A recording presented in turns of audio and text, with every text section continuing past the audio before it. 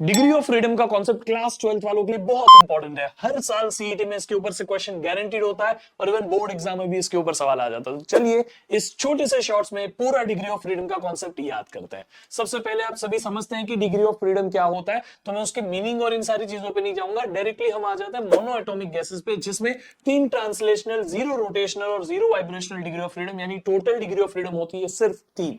ऐसे ही अगर die atomic gases है जैसे O2, Cl2, H2, वैसी गैसेस पे आपको अगर रिजिड मॉलिक्यूल बोल दिया जाए तो उसमें 3 ट्रांसलेशनल, 2 रोटेशनल और 0 वाइब्रेशनल होने की वजह से टोटल 5 डिग्री ऑफ फ्रीडम होती है। लेकिन अगर आपको बोले कि वो मॉलिक्यूल रिजिड नहीं है, हाई टेम्परेचर पे वो वाइब्रेशन दिखा सकता है, तो इसमें एक मोड डालना पड़ता है वाइब्रेशन का, एक मोड ऑफ वाइब्रेशन यानी 2 डिग्री ऑफ फ्रीडम। एक मोड ऑफ वाइब्रेशन यानी 2 डिग्री ऑफ फ्रीडम।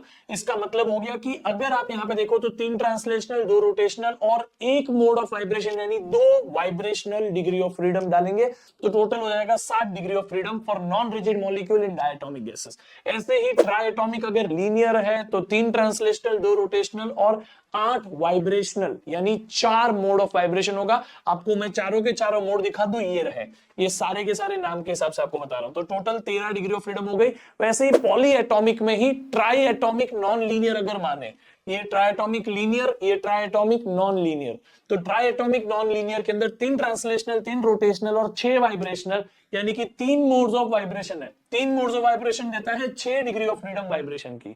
तो इस हिसाब से टोटल 12 डिग्री ऑफ फ्रीडम हो गया। अब आपको यहां पे कभी भी कोई भी चीज कैलकुलेट करना हो, ये डिग्री ऑफ फ्रीडम के हिसाब से बहुत इजी हो जाता है। आप समझ सकते हैं, ये पूरा का पूरा टेबल आपके सामने है, इसका स्क्रीनशॉट ले लो। एग्जाम के टाइम आप डायरेक्टली इसमें से आंसर लेके जो भी आपको कैलकुलेट करना है, let it be average energy पर एटम, डिग्री ऑफ फ्रीडम डाल दो, हाफ केबीटी मल्टीप्लाई कर दो। स्पेसिफिक हीट कैपेसिटी मल्टीप्लाई करना है, डिग्री ऑफ फ्रीडम डालो, हाफ इंटू आर मल्टीप्लाई कर दो। इसके अलावा आपको एवरेज एनर्जी पर मोल कैलकुलेट करना है, डिग्री ऑफ फ्रीडम डाल दो, half into N A KBT, या तो फिर half into F into R, half R T डाल दो। या फिर मेयर्स रिलेशन निकालना है तो CP is equal to CV plus R, CV आपको पता है यहां रहा, और ये प्लस आर कर दो। और गामा निकालना है तो सीपी अपॉन सीवी कर दो, जो आपको रियल गैस इक्वेशन में काम आएगा। तो इस तरीके से आप डिग्री ऑफ फ्रीडम को डायरेक्टली सब्स्टिट्यूट कर सकते हैं और सीधे सीधे आपको जो चाहिए उसके आंसर मिल जाएंगे। So you can take the screenshot and see you in the next shot.